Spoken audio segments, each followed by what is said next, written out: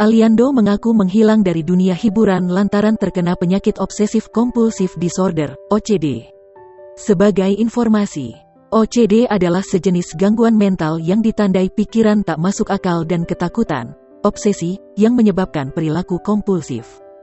Hal tersebut diinformasikan Aliando melalui siaran langsung yang dilakukannya di akun Instagram. "Saya pejuang OCD, jadi OCD-nya bukan dari gua, tapi dikasih gitu loh.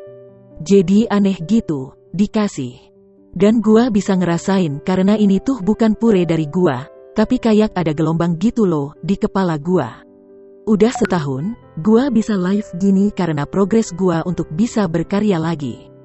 Bisa untuk ke depan lagi, udah ada kemajuan," tuturnya dalam tayangan YouTube channel Intens Investigasi yang dikutip Tribun News, Jumat, tanggal 28 Januari tahun 2022. Aktor berusia 25 tahun ini mengaku sudah menderita OCD saat dirinya duduk di bangku kelas 2 SD. "Gua kena OCD itu terakhir kelas 2 SD, gua udah bodoh amat udah gua lupain.